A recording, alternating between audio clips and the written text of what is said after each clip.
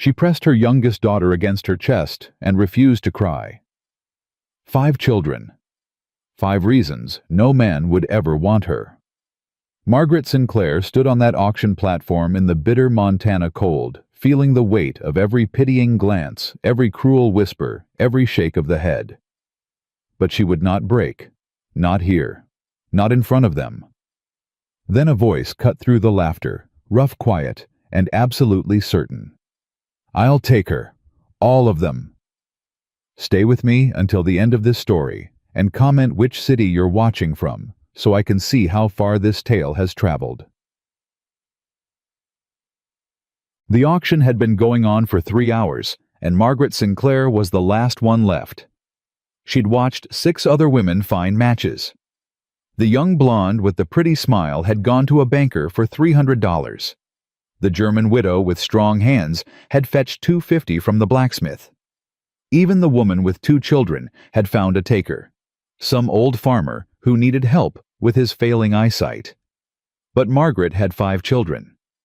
And, in Montana territory, in the winter of 1879, that made her worthless.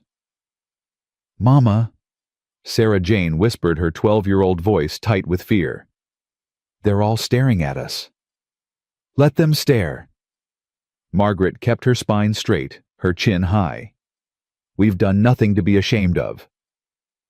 But God, it was hard. Tommy stood rigid beside her, his 10-year-old fists clenched like he wanted to fight every man in that saloon. Emily clung to her skirt, crying silently. Ben had stopped asking when they could eat, and little Grace, 3 years old and burning with fever, hadn't lifted her head from Margaret's shoulder in hours. "And finally, gentlemen," the auctioneer's voice boomed across the crowded room. Silas Pemberton was his name, a fat man with a red face and whiskey breath. "We have Mrs. Margaret Sinclair, widow, 32 years of age, can read, write, cook, and sew." He paused. The crowd waited. "She comes with 5 children." The laughter started immediately. 5. Someone hollered from the back. "Hell, I'd pay more not to take that burden. What's she gonna do? Start her own orphanage? Might as well bid on a millstone for your neck." Margaret felt Tommy step forward, his small body trembling with rage. She caught his arm and held him still. "Don't," she breathed. "Don't give them the satisfaction." "But Mama, I said don't." Silas Pemberton cleared his throat uncomfortably. Now, gentlemen. She's a fine, sturdy woman. Good breeding stock. Let's start the bidding at $100. Silence. 75. Nothing. $50. Come on, boys. She ain't bad looking. You can always send the young'uns to work the fields." Margaret closed her eyes. This was it. This was what her life had come to. Standing on a platform like livestock while drunk men decided if she was worth the trouble of feeding. She thought about William. Her husband dead 2 years now, crushed under a falling tree at the lumber camp. She thought about the debts he'd left behind, the landlord who'd thrown them out, her own family, who'd shut the door in her face. "You made your bed, Margaret," her mother had said. "Now lie in it." So she had. She'd sold everything she owned, used the last of her money to buy passage to Montana, answered an advertisement for mail-order brides because it was the only option left. And now she was here. And no one wanted her. $25. Silas was practically begging now. "Anyone? The children are healthy. They can work. The oldest girl already looks capable. That one's got fire in her eyes." A grizzled man near the front said, looking at Sarah. "I'd take her. Just her. $20 for the girl." Margaret's blood went cold. "Absolutely not." Her voice rang out before she could stop it. "My children are not for sale. We stay together or not at all." "Lady, you ain't exactly in a position to be making demands." "My children are not for sale." The grizzled man raised his hands and stepped back. "Fine. Keep 'em all. See if I care." More laughter. More whispers. Margaret felt the last of her hope draining away like water through cracked earth. Well? Silas mopped his forehead with a dirty handkerchief. If there are no bids, I'm afraid Mrs. Sinclair will have to be sent back east or find alternative accommodations. Everyone in that room knew what alternative accommodations meant. There was a house at the end of town with red curtains in the windows. Women went in. They didn't come out. Mama! Emily's voice was tiny. What's going to happen to us? Margaret couldn't answer. For the first time in 2 years, she had nothing left to say. That's when the voice came from the back of the saloon. How much? Every head turned. The crowd parted like water around a stone. He stood in the doorway, a tall figure silhouetted against the gray winter light. Snow dusted his hat and the shoulders of his worn coat. His face was weathered, hardened by sun and wind, and something else. Something that looked like loss. Beg your pardon? Silas squinted at the newcomer. I said how much? The man stepped forward, his boots heavy on the wooden floor. For the woman and her children, all of them. Well, the bidding starts at... Just tell me a number. Silas looked around desperately as if hoping someone would help him understand what was happening. $100. The stranger reached into his coat and pulled out a leather pouch.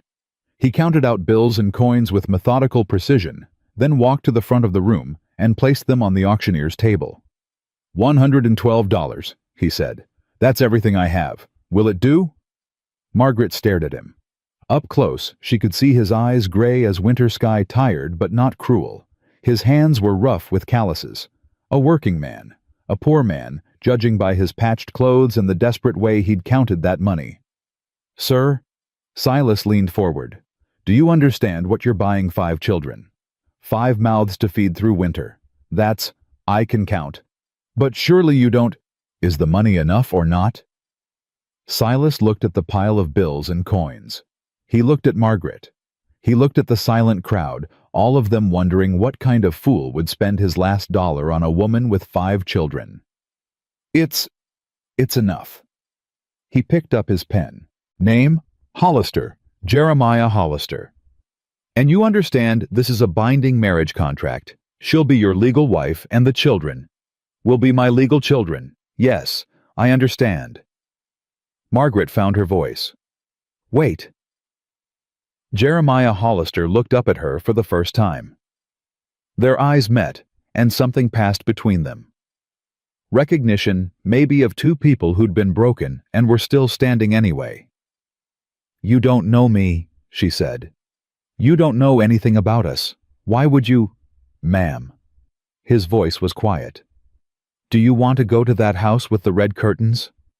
She flinched. No. Do you want your children sleeping in snowdrifts tonight? No. Then sign the papers. He held out the pen. We can figure out the rest later. For a long moment, Margaret didn't move. This was insane. She was about to marry a complete stranger, bind herself and her 5 children to a man she'd met 30 seconds ago. But what choice did she have? She stepped down from the platform, Sarah helping Emily, while Tommy carried Grace. Ben clutched the back of his brother's coat, silent and watchful. Margaret took the pen. My children stay with me, she said. Always. No matter what. Wouldn't have it any other way. And I won't be treated like property. I've had enough of being sold and traded and... Ma'am. Jeremiah Hollister's voice was so tired it hurt to hear. I didn't buy you. I just gave you a way out. What you do with it is up to you. Margaret searched his face for the lie, for the trap, for the hidden cruelty she'd learned to expect from men. She found nothing but exhaustion and something that might have been hope. She signed her name. Margaret Ellen Sinclair Hollister. Well... Silas blew on the ink to dry it. That's that then. You're married. God help you both. The crowd began to disperse, muttering and laughing, already losing interest now that the entertainment was over. Margaret heard their comments anyway. Hollister's finally lost his mind. That ranch of his is barely standing. Now he's got 6 more mouths to feed. Give it a month. She'll be back here looking for another sucker. Jeremiah seemed not to hear them. He picked up a leather satchel from where he'd dropped it by the door and turned to Margaret. You have belongings. She gestured to the single battered trunk that held everything they owned. Their entire lives reduced to one box. That all? That's all. He picked up the trunk like it weighed nothing and headed for the door. Wagon's outside. It's a 2-hour ride to the ranch. We should go before the snow gets worse. Margaret gathered her children. Tommy was still glaring at everyone. Sarah had Emily by the hand. Ben was shivering despite the coat he'd long since outgrown. And Grace was so still in Margaret's arms that fear clawed at her heart. Mama. Sarah's voice was barely a whisper. Is he safe? Margaret looked at the back of Jeremiah Hollister as he walked out into the snow. A stranger. A poor man who'd just spent everything he had on a woman he didn't know. I don't know, she admitted, but he's our only chance. The wagon was old, the horse older. A brown mare with a gray muzzle and patient eyes that seemed to have seen everything twice. Jeremiah helped Margaret up onto the seat, then turned to the children. You 5, get in the back. There's blankets. Cover up and stay warm. Tommy didn't move. Who are you? Tommy. Margaret's voice was sharp. No, Mama. He just bought us like cattle. I want to know who he is. Jeremiah crouched down to meet the boy's eyes. You're right. You deserve to know. He pulled off his hat, revealing dark hair streaked with gray. My name's Jeremiah Hollister. I've got a ranch about 15 miles north of here. 80 acres, 38 head of cattle, and a cabin that's seen better days. Why'd you buy us? Tommy. Let the boy talk. Jeremiah held up a hand. He's looking out for his family. That's good. He turned back to Tommy. Truth is, son, I didn't buy anyone. I made a deal. Your mother gets a home, a roof over your heads, food on the table. And I get... What? Tommy's eyes narrowed. What do you get? Jeremiah was quiet for a moment. Maybe someone to talk to. It's been a long time since that cabin had voices in it besides mine. That's it. You spent everything you had for company. Tommy, that's enough, Margaret said firmly. Mr. Hollister made us a fair offer, and we accepted. Now get in the wagon. Tommy held Jeremiah's gaze for a long moment.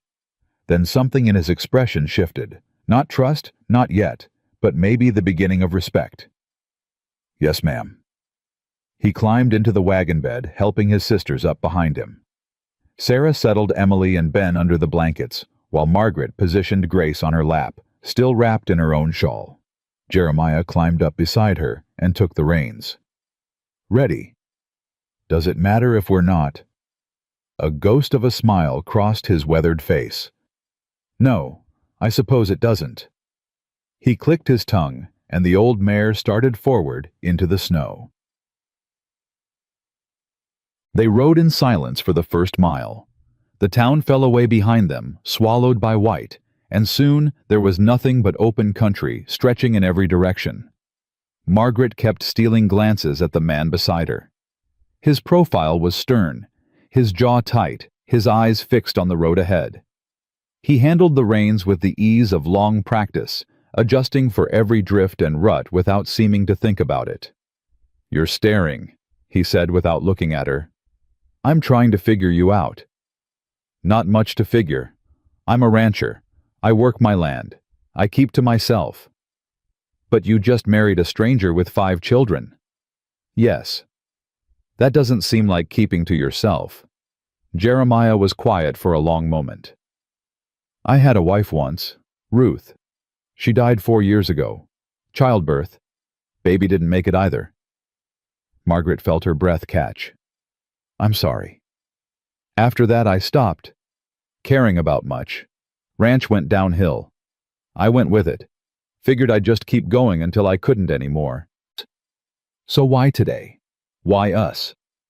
He finally looked at her, and she saw something raw in his eyes, something that had been buried a long time and was fighting its way back to the surface. Because you didn't break. What? Up there on that platform. They were laughing at you, calling you worthless, treating you like dirt.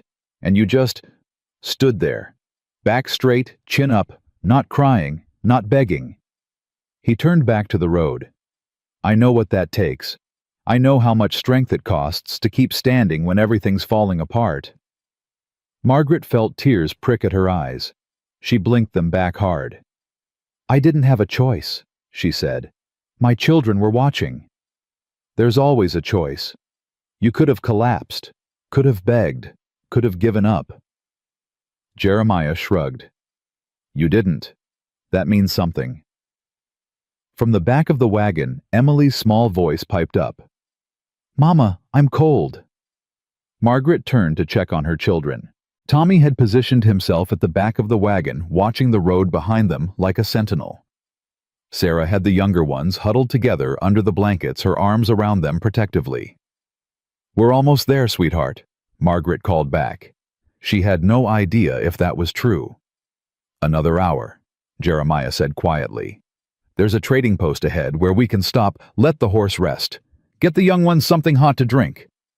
We can't afford. I set aside a little. For emergencies. He glanced at Grace, still limp in Margaret's arms. She's sick. Fever. Started 2 days ago. I don't have medicine, and the doctor in town wanted $3 just to look at her. Jeremiah's jaw tightened. Trading post has remedies. Nothing fancy, but they work.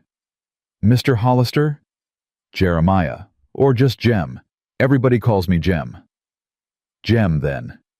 Margaret took a breath. I need you to understand something. I'm grateful for what you did today. More grateful than I can say. But I won't be a burden. Whatever work needs doing, I'll do it. I'm not afraid of hard labor. I never thought you were. And my children will earn their keep too. Tommy's almost a man. Sarah's been running our household since she was 9. Even the little ones can help with... Mrs. Hollister. Jem's voice was gentle but firm. You don't have to sell me on your family. I already bought in. Remember... Margaret fell silent. Not sure how to respond to kindness she hadn't asked for and didn't know how to accept. They rode on through the falling snow, and she held her feverish daughter close and wondered if she'd just made the best decision of her life or the worst. The trading post was a squat log building with smoke rising from its chimney and a weathered sign that read Harper's General Store and Supplies. 2 horses were tied up outside, their breath steaming in the cold. Stay here, Jem said, climbing down from the wagon. I'll see about that medicine. He disappeared inside before Margaret could protest. Tommy immediately climbed up to the front seat. What do you think, Ma? About what? About him. Hollister, can we trust him? Margaret looked at the closed door of the trading post. I don't know yet, but I know what our options were back in that saloon. At least this way we have a chance. A chance at what? Being his servants, his slaves. He didn't buy us as slaves, Tommy. Then what did he buy us as? It was a question Margaret couldn't answer. She was saved from trying when Jem emerged from the trading post carrying a small bottle and a steaming cup. Willow bark tea, he said, handing the cup up to her. Good for fever. And this, he showed her the bottle, is a tincture, few drops on the tongue every few hours. Old Crow medicine. The Harper woman swears by it. Margaret took the cup and held it to Grace's lips. The little girl stirred, whimpering, but drank a few sips. How much did this cost? Doesn't matter. It matters to me. Jem met her eyes. 50 cents for the tea, dollar for the tincture. I've got enough left for supplies when we get home. He paused. You need to stop keeping score, Mrs. Hollister. We're not trading debts. We're building something, whatever that ends up being. He climbed back onto the wagon seat and picked up the reins. Everyone settled back there. Yes, sir, Sarah called. Then let's keep moving. Storm's getting worse and I want to be home before dark." The home that emerged from the swirling snow an hour later made Margaret's heart sink. The cabin was small, 2 rooms, maybe 3, with a sagging roof and shutters that hung crooked on their hinges. A barn leaned precariously to one side, and the corral fence had gaps where posts had rotted through. Even through the snow, she could see that the whole place had the look of something slowly dying. Jem pulled the wagon to a stop and sat still for a moment, as if seeing his ranch through her eyes and finding it wanting. "It ain't much," he said quietly. "I know that, but it's solid. Keeps the weather out, mostly. It's perfect." He looked at her sharply, suspecting sarcasm. "I mean it." Margaret met his gaze steadily. "It has walls, a roof, a door that can close against the world.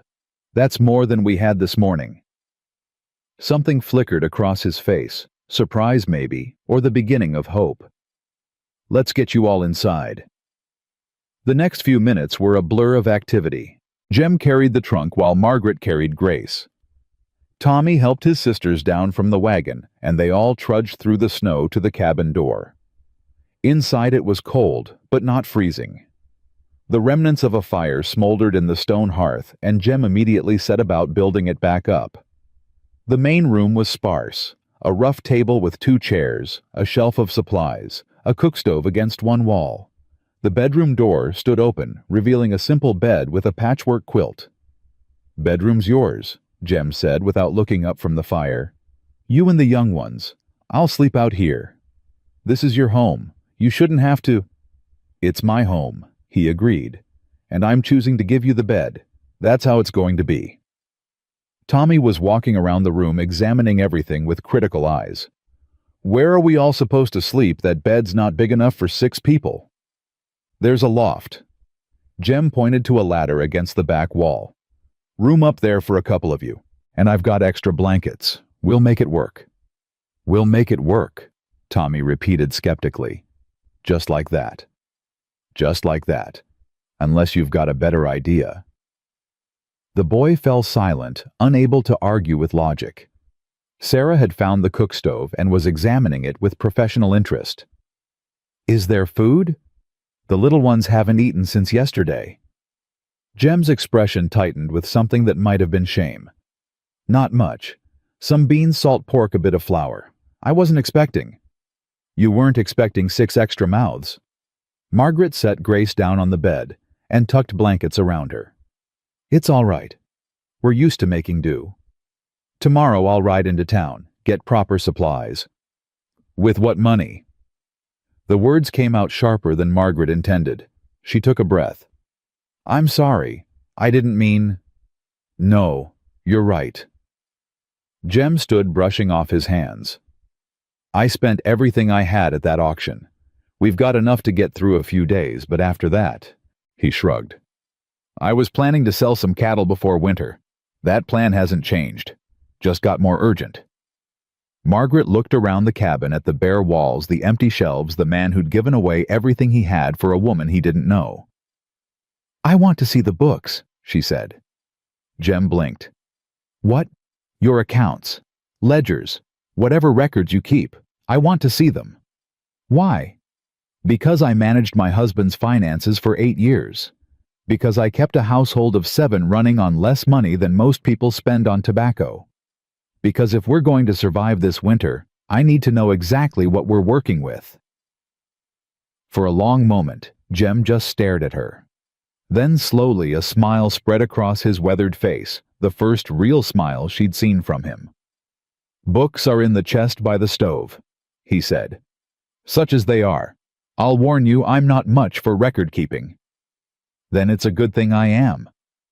Margaret crossed the room and opened the chest. Inside was a battered notebook, a stack of receipts and bills, and various papers stuffed in with no apparent organization. She pulled everything out and spread it across the table. "What are you doing?" Emily asked, peering around her mother's elbow. "Figuring out how we're going to live, sweetheart." Margaret pulled out a chair and sat down. "Sarah, see what you can do with those beans." Tommy, help Mr. Hollister with the horses. Ben, keep an eye on your sister. Everyone has a job. Everyone contributes. That's how we survive." She didn't see the way Jem was looking at her with something that might have been wonder or gratitude, or the first stirring of something he'd thought was dead forever. But Sarah saw, and she tucked the observation away, hoping for the first time since her father died, that maybe, just maybe, things were going to be all right. 3 hours later, Margaret had a complete picture of exactly how desperate their situation was. The cabin was quiet now. Sarah had managed to turn the beans and salt pork into something edible, and the younger children had eaten their fill and fallen asleep. Emily and Ben in the loft. Grace in the bedroom with blankets piled high around her. Tommy sat by the fire whittling a stick and pretending not to listen to the adults' conversation. "It's bad, isn't it?" Jem stood by the window looking out at the snow. "It's not good." Margaret set down her pen. "You owe $450 to the bank due in 4 months. You have 38 head of cattle that might fetch $20 each at market if you could get them to market, which you can't, because Barrett Blackwood controls the stockyard and sets his own prices. You know about Blackwood. I heard men talking at the auction. He owns half the town, and he's been trying to buy your land for 2 years. Jem turned from his window. "My land's got the only creek in the valley that doesn't dry up in summer. He wants the water rights. Been circling like a vulture waiting for me to fail." "He won't have to wait long if things keep going the way they are." Margaret tapped the notebook. "You've been paying for supplies twice in some cases, losing receipts, missing payments that would have reduced your interest. I told you I wasn't much for record keeping. That's going to change." She met his eyes. "If we're going to survive this winter, if we're going to keep this ranch, we need to fight smart. That means knowing exactly where every penny goes. It means finding ways to cut costs and increase income that you haven't thought of. It means being partners, not just whatever we are now." "Partners," Jem repeated slowly. "Is that acceptable to you?" He was quiet for a long moment. Then he crossed the room and held out his hand. "Partners." Margaret shook it. His grip was strong, his calluses rough against her palm. From his spot by the fire, Tommy watched the exchange with narrowed eyes. He didn't trust this stranger who'd bought his family like livestock. Didn't trust the kindness that seemed too good to be true. But he'd watched his mother all evening, the way she'd taken charge, the way she'd found purpose in those messy books, the way her shoulders had straightened for the first time since his father died. Maybe he thought grudgingly this wouldn't be the worst thing to ever happen to them. He was wrong, of course.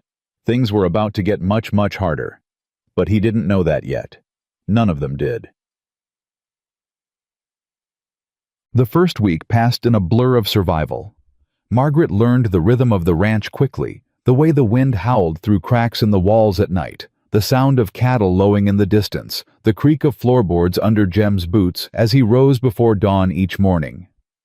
She learned which pot leaked and which didn't, how to coax the temperamental cook stove into producing heat, and exactly how far their meager supplies could stretch. Grace's fever broke on the 3rd day, thanks to the crow medicine and Margaret's constant vigilance. The little girl was still weak, still too quiet, but her eyes had lost that frightening glaze, and she'd started asking for food again. "She's going to be fine," Sarah said, relief evident in her voice as she changed Grace's blankets. "Aren't you, Gracie?" "Want Mama?" Grace mumbled. "Mama's busy, sweetheart. She's helping Mr. Hollister with the books." "Don't like books." Sarah smiled, the first real smile Margaret had seen from her eldest daughter since they'd left Philadelphia. "Nobody likes books except Mama. That's why she's special." At the table, Margaret heard the exchange and felt her heart twist. Her children were adapting. Slowly, painfully, but adapting. Even Tommy had stopped glaring at Jem every time he walked into the room. "These numbers don't make sense." Jem looked up from the harness he was mending by the fire. "Which ones?" "You paid Morrison's General Store $40 for supplies in October, but according to this receipt the supplies were only worth $28. Morrison's the only store in town. He charges what he wants. He's cheating you. I know. Jem's voice was flat. But what am I supposed to do about it? Barrett Blackwood owns Morrison's store. He owns most of the stores. You want something in this valley, you pay his prices, or you go without. Margaret set down her pen and turned to face him fully. There has to be another option, another town, another supplier. Silver Creek's 3 days' ride north. By the time you factor in the journey, the prices even out. What about trading directly with other ranchers, cutting out the middleman entirely? Jem was quiet for a moment. Folks around here don't do much trading with each other. Blackwood's made sure of that. Anyone who crosses him finds their cattle mysteriously sick, their fences cut, their wells poisoned. He's done that to you. Not yet. I reckon he figures I'll fail on my own without him lifting a finger. Jem's jaw tightened. He's probably right. No. Margaret's voice was sharp enough to make Tommy look up from his whittling. No, he's not right. We're not going to fail. Ma'am, with all due respect, you've been here a week. You don't know. I know numbers. I know that your ranch isn't as hopeless as you think. I know that if we can get your cattle to a fair market, we can pay off the bank and have enough left over to rebuild. She stood and crossed the room to stand in front of him. I also know that a man who spends his last dollar on a stranger doesn't give up easily. So why are you talking like you've already lost? Jem stared at her. In the firelight, his gray eyes seemed to flicker with something that might have been anger or might have been hope. Because I've been fighting alone for 4 years, he said quietly. And I'm tired. You're not alone anymore. The words hung between them heavier than Margaret had intended. She saw something shift in Jem's expression, a crack in the wall he'd built around himself. Before either of them could speak again, Ben's voice rang out from the loft. Tommy, look. Tommy was on his feet, instantly crossing to the ladder. What is it? Snow. Real snow. It's coming down so hard I can't see the barn. Margaret moved to the window and felt her stomach drop. Ben wasn't exaggerating. The world outside had vanished into a wall of white snow falling so thick and fast, it was like looking into nothing. Blizzard, Jem said, already reaching for his coat. I need to check on the cattle. In this, you can't even see 10 feet ahead. If I don't get them into the shelter, they'll freeze. He pulled on his gloves. Could lose half the herd in a storm like this. Then I'm coming with you. No. Mr. Hollister. I said no. His voice was hard, but his eyes were something else. Your children need you here. If something happens to me out there, they need to know their mother's safe. Margaret wanted to argue, but she looked at Grace still pale in the bedroom doorway, at Emily clutching Sarah's hand, at Ben, peering down from the loft with wide eyes. Be careful, she said instead. Jem nodded once and opened the door. The wind hit him like a fist, driving snow into the cabin in a horizontal sheet. He stepped out into the white and was gone. Margaret forced the door closed against the gale and turned to find 5 pairs of eyes watching her. Is he going to be all right? Emily asked in a small voice. Yes, sweetheart. He knows this land. He'll be fine. But as the hours stretched on and the storm showed no sign of letting up, Margaret's confidence began to waver. Tommy stationed himself by the window, watching for any sign of Jem's return. Sarah kept the fire burning high and put water on to boil. Emily and Ben huddled together in the loft, and Grace fell asleep in Margaret's arms. 1 hour passed, then 2. Mama. Tommy's voice was tight. Mama, it's been too long. I know. Someone should go look for him. Tommy, no. I won't lose you too. You won't lose. Tommy stopped staring at her. You think he's dead? I don't know. Margaret's voice cracked. I don't know anything. I've been here a week and I don't know this land. I don't know the weather. I don't know. The door burst open. Jem stumbled in, covered in snow from head to foot, half dragging something behind him. No, not something. Someone. A man. Native American Margaret realized, with long dark hair matted with ice and a face gone gray with cold. "Help me," Jem gasped. "Found him by the north fence. He's been out there for hours." Tommy was there in an instant, helping lower the unconscious man to the floor. Sarah ran for blankets. Margaret transferred Grace to Emily's arms and knelt beside the stranger, pressing her fingers to his throat. "He's alive. Barely. We need to get him warm." "I know him." Jem was stripping off his frozen coat, his movements jerky. "Sam Bluefeather. Works the Miller Ranch. Good man. Don't know what he was doing out in this." They worked together without speaking, wrapping Sam in blankets, positioning him near the fire, forcing warm water between his blue lips. Margaret found herself moving in perfect synchronization with Jem, anticipating his needs before he voiced them. "His hands," she said. "The fingers are white. If we don't get the blood flowing—" "I know. Here." Jem took Sam's hands between his own and began rubbing vigorously. "Come on, Sam. Don't you dare die in my cabin." An hour later, Sam's color had improved and his breathing had steadied. He still hadn't woken, but he was no longer slipping away. Margaret sat back on her heels, exhausted. "He's going to make it." "Thanks to you." Jem's voice was rough. "I wouldn't have known what to do with his hands. My husband's cousin lost 3 fingers to frostbite. I learned what to watch for." They sat in silence for a moment, the storm still raging outside, the fire crackling between them. "Thank you," Jem said suddenly. "For what?" "For not giving up. For knowing what to do. For—" He stopped, struggling with words that didn't come easily. "I've been alone a long time. I forgot what it's like to have someone fighting beside me." Margaret looked at this man, this stranger who'd bought her for $100, who'd ridden into a blizzard to save his cattle, who'd carried a dying man through the snow rather than leave him behind.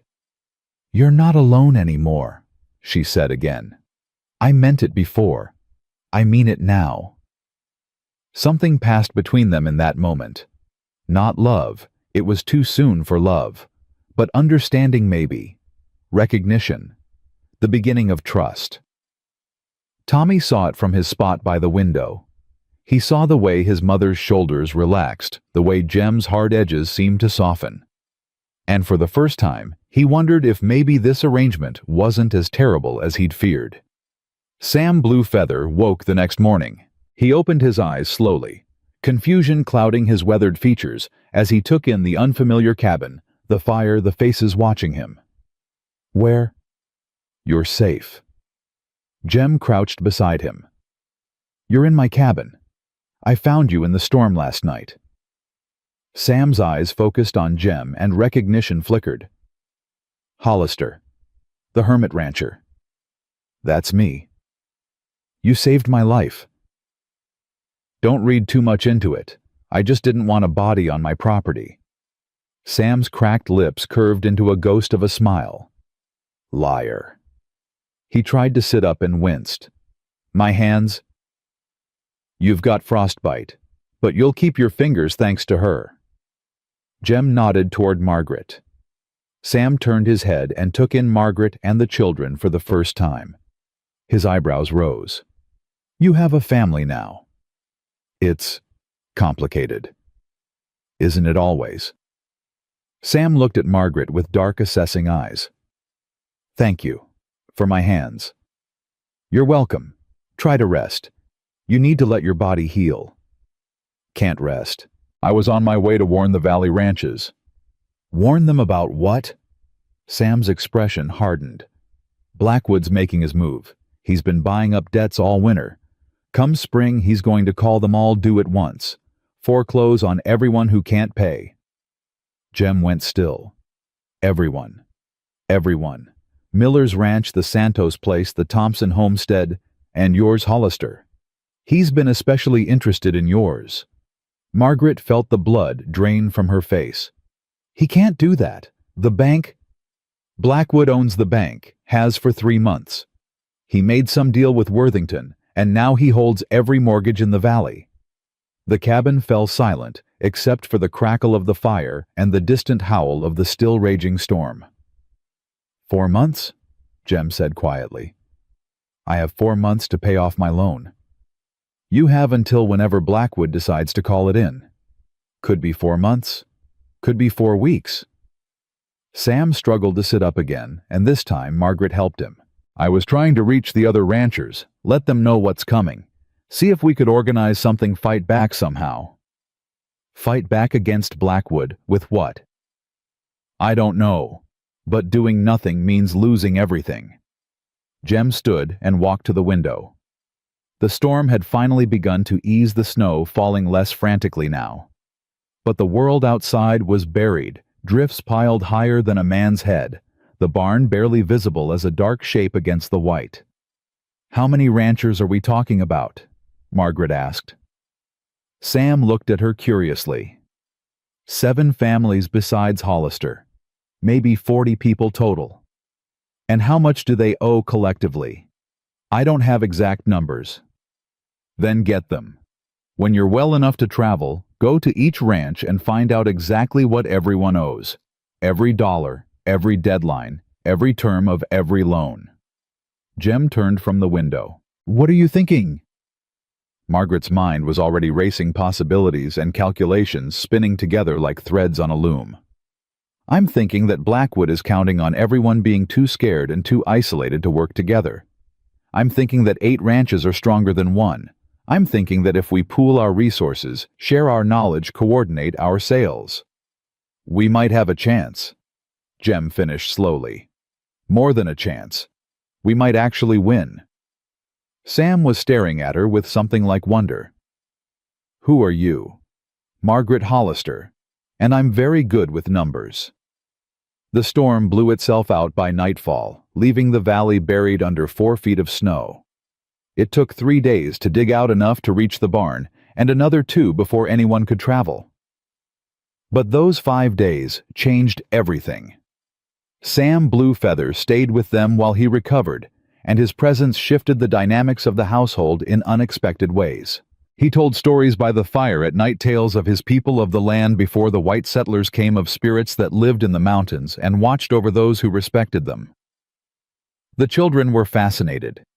Even Tommy, who'd been suspicious of everyone and everything since his father's death, found himself drawn in by Sam's quiet wisdom. You don't trust easily, Sam observed one evening when Tommy was helping him exercise his healing hands.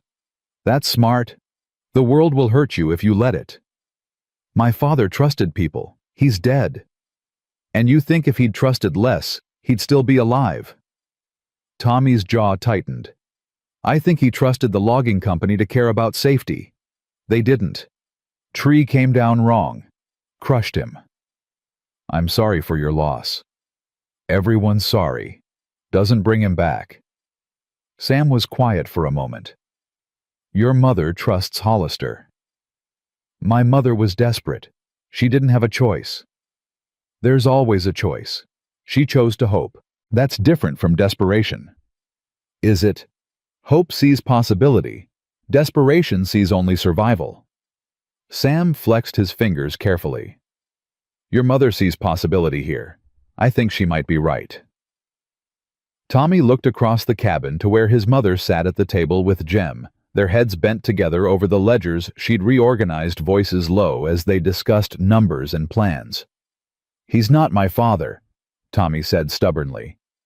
No, he's not. But maybe he could be something else, something new. Like what? Sam smiled. That's for you to decide. On the 6th day, Sam was well enough to leave. He stood at the door of the cabin wrapped in a coat Jem had insisted he take, and looked at the family who'd saved his life. I'll get those numbers for you, he told Margaret. Every ranch, every debt. And I'll tell them about your plan. By the time the snow melts, you'll have allies. Thank you, Sam. He nodded, then turned to Jem. You chose well, Hollister. She's got more fight in her than half the men in this territory. I'm starting to realize that. Sam whistled, and a horse appeared from the direction of the barn. his own mount, which Jem had found wandering near the property during a supply run and had been caring for since. "I'll be back before spring," Sam said, swinging into the saddle. "We'll fight this together, all of us." He rode away into the white wilderness, and Margaret felt something she hadn't felt in years.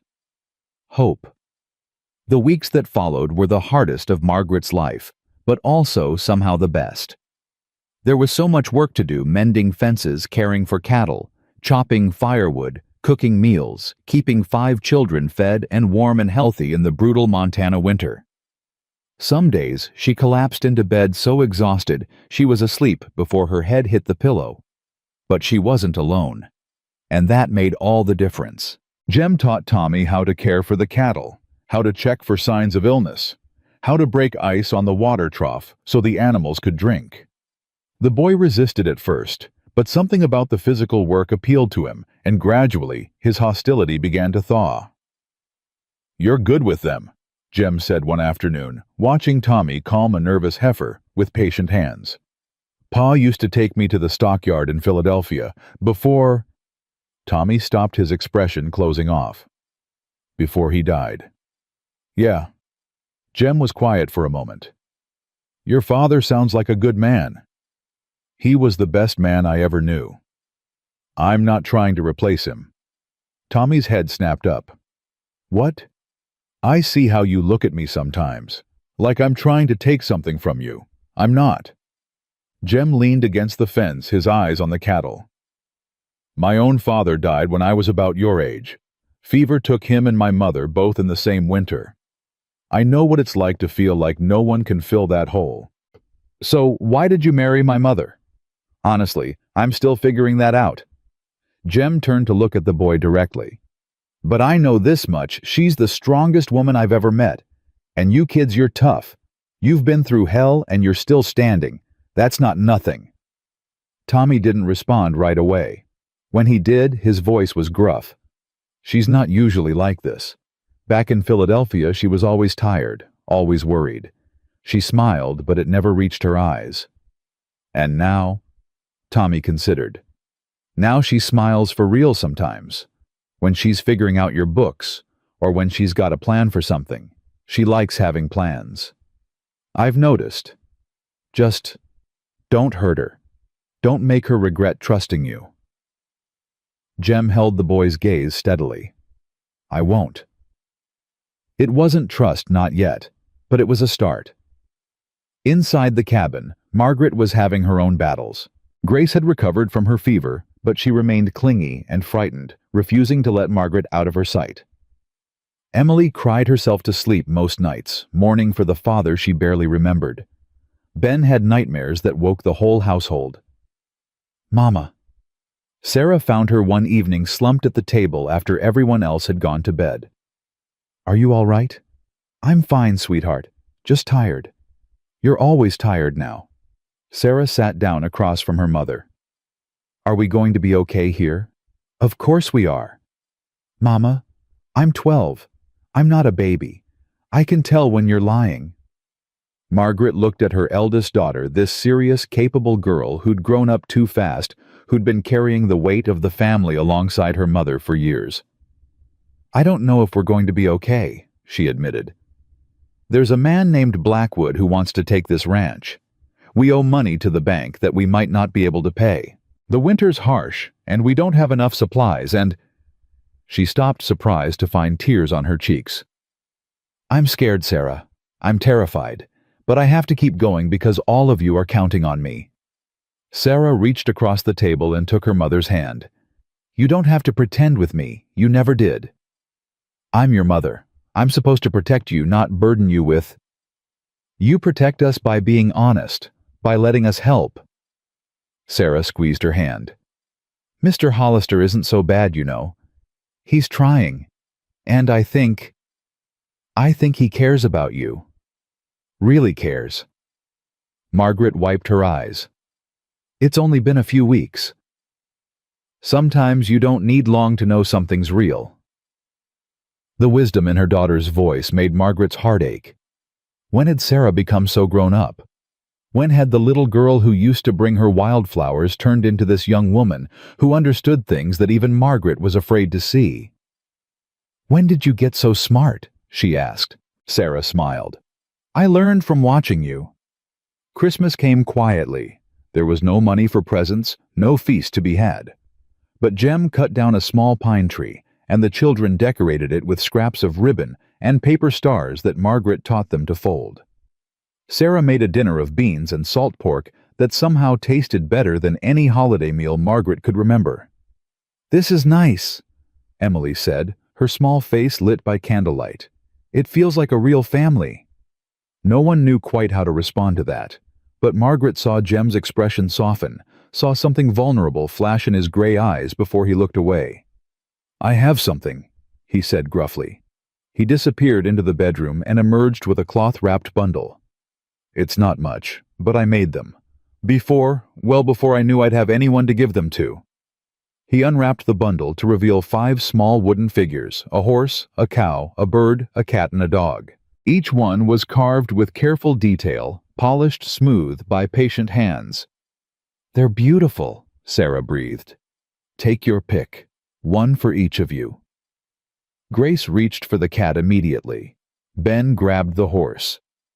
Emily chose the bird, and Sarah took the dog with gentle reverence. Only Tommy hesitated. He looked at the remaining cow, then at Jem, then back at the carving. "You made these yourself?" "In the evenings. Gives my hand something to do." Tommy picked up the cow, slowly turning it over in his hands. The craftsmanship was remarkable, every detail perfect, every line smooth. "My father used to whittle," Tommy said quietly. "He wasn't very good at it. Always said his hands were better with an axe than a knife." "Sounds like a practical man." He was. Tommy looked up. "Thank you. For the cow." "You're welcome." It was the first time Tommy had thanked Jem for anything. Margaret felt tears prick at her eyes and quickly looked away. But then Ben started coughing. At first, Margaret thought nothing of it. Children coughed all the time in winter. She gave him water, checked his forehead, and sent him up to the loft to sleep. By morning, he was burning with fever. "No." Margaret pressed her hand to his forehead, feeling the terrifying heat radiating off him. "No, no, no, not again." "Mama." Ben's voice was thin, thready. "Mama, I can't breathe good." "Shh, baby. You're going to be fine. You're going to be just fine." But she could hear it, the rattle in his chest, the wheeze with every breath. She'd heard that sound before in Philadelphia, when the lung fever had swept through the tenements and taken so many. "Jem." Her voice came out sharper than she intended. "Jem." He was at her side in an instant. "What's wrong?" "Ben, he has the fever. But it's not like Grace's lungs." Jem pressed his ear to the boy's chest and went pale. "That's not good." "I know." Margaret was already moving, grabbing blankets, heating water. "I know. We need a doctor. Real medicine. The willow bark won't be enough. The tincture won't be enough. Nearest doctor's in Silver Creek, 3 days' ride." "Then you have to go." Jem looked at her, then at Ben, then at the window where another storm was building on the horizon. "Margaret." "I know." Her voice broke. "I know it's dangerous. I know I'm asking you to risk your life. But he's my son. He's my little boy. And if he dies because I didn't do everything possible, I'll go." She stared at him. "I'll go," he repeated. "I'll ride through the night, get the doctor, bring him back. 2 days if I push hard." "You could die out there." "I could." He was already pulling on his coat. "But that boy's not going to die, not if I can help it." "Jem." He stopped at the door and looked back at her. "I made a deal with you at that auction. I said I'd give you a home, a roof, food on the table. But this is different. This isn't about deals." He paused. "Somewhere in the past few weeks those kids became something to me. I don't have a word for it, but I'm not going to watch one of them die without a fight." Margaret crossed the room and took his face in her hands. "Come back to us. Promise me." "I promise. And bring my son the medicine he needs." "I will." She kissed him then. Quick, desperate, not thinking about what it meant or what it would change. Just needing him to know, needing herself to know that this was real, that they were real, that whatever happened next, they'd face it together. Jem looked at her for a long moment. Then he pulled open the door and disappeared into the gathering storm. Margaret turned back to her son, to the battle that would consume the next 2 days, and prayed harder than she'd ever prayed in her life. The hours blurred together. Ben's fever climbed. His breathing grew more labored. Margaret sat beside him through the endless night, cooling his forehead with damp cloths, forcing water between his cracked lips, talking to him constantly, even when he couldn't respond.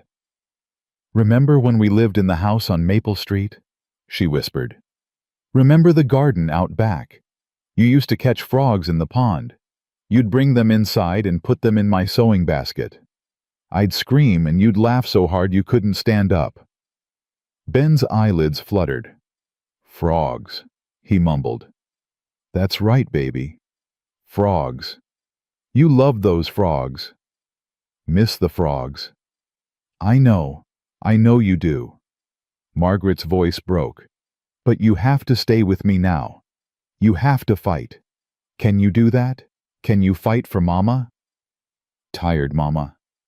I know you're tired, but I need you to keep trying. Just a little longer." Sarah appeared at her elbow with a cup of broth. "Try to get him to drink this. He can barely swallow. Try anyway." Margaret coaxed the broth into Ben's mouth, drop by drop, watching for any sign of improvement. There was none. Tommy came down from the loft where he'd been keeping watch. "Storm's getting worse. Is there any sign of Mr. Hollister?" "No." Margaret closed her eyes. "He'll come back. He promised." "Ma, it's been almost 2 days. If the storm—" "He'll come back." Tommy looked at his brother's pale face, at his mother's exhausted eyes, and made a decision. "I'm going to the barn to check on the animals. If he comes back, he'll need fresh horses ready." "Tommy."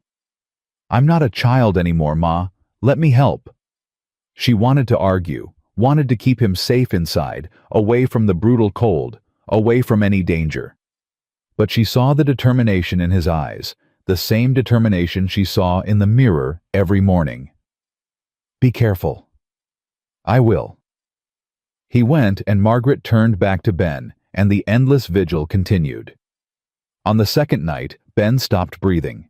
Just for a moment, a terrifying eternal moment, his chest went still, his lips turned blue, and Margaret felt her entire world collapse.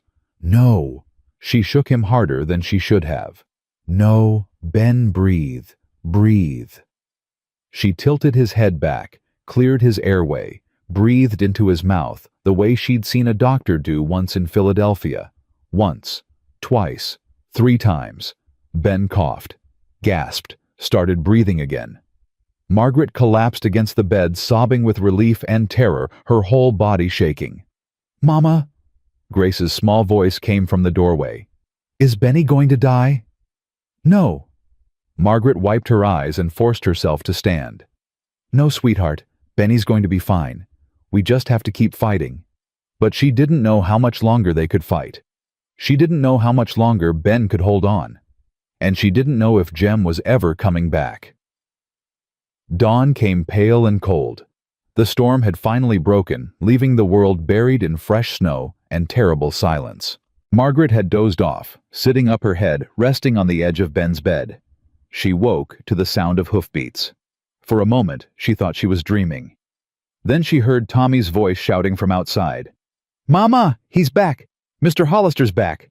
She was on her feet and running before she was fully awake, throwing open the cabin door to see Jem dismounting from an exhausted horse. Behind him was another rider, an older man with a black bag. "The doctor," Jem said, his voice raw with exhaustion. "I brought the doctor." Margaret burst into tears. The doctor's name was Nathaniel Cross. He was a thin, weathered man in his 60s, with steady hands and eyes that had seen too much death to waste time on pleasantries. "How long has he been like this?" he asked, already kneeling beside Ben's bed. 2 days. The fever started suddenly, then his breathing. I can hear it. Dr. Cross pressed his ear to Ben's chest, listening with grim concentration. Pneumonia. Both lungs from the sound of it. Can you save him? The doctor didn't answer immediately. He opened his black bag and pulled out bottles, instruments. Things Margaret didn't recognize. I need hot water, clean cloths, and everyone except the mother needs to leave. Sarah gathered the younger children and herded them toward the loft. Tommy hesitated at the ladder. Go, Margaret said. Take care of your sisters. But, Tommy, please. He went. Jem stood in the doorway, swaying with exhaustion. His face was gray, his eyes bloodshot, his clothes stiff with frozen sweat. He'd ridden through a blizzard for 2 days straight, and he looked like he might collapse at any moment. You too, Dr. Cross said without looking up. You'll be no use to anyone if you fall over dead. I'm fine. You're not. Sit down before you fall down. Jem made it to a chair by the fire and sank into it heavily. His eyes stayed fixed on Ben's still form. Margaret brought the water and cloths, then stood back while Dr. Cross worked. She watched him pour medicine down Ben's throat, apply poultices to his chest, do things with instruments she didn't understand. He stopped breathing last night, she said quietly. Just for a moment. I thought, you brought him back. I breathed for him, like I saw a doctor do once. Dr. Cross looked at her with new respect. That probably saved his life. Not many people would have known to do that. Will he live? The doctor was silent for a long moment. I don't know. The next few hours will tell us. If the fever breaks before dawn, he has a chance. If it doesn't. He didn't finish the sentence. Margaret nodded once and sat down beside her son's bed. She took his small hand in hers and began to pray. The night stretched on endlessly. Dr. Cross did everything he could, then settled into a chair to watch and wait. Jem dozed fitfully by the fire, jerking awake every few minutes to check on Ben. Sarah crept down from the loft around midnight and sat beside her mother, not speaking, just being there. You should sleep, Margaret whispered. So should you.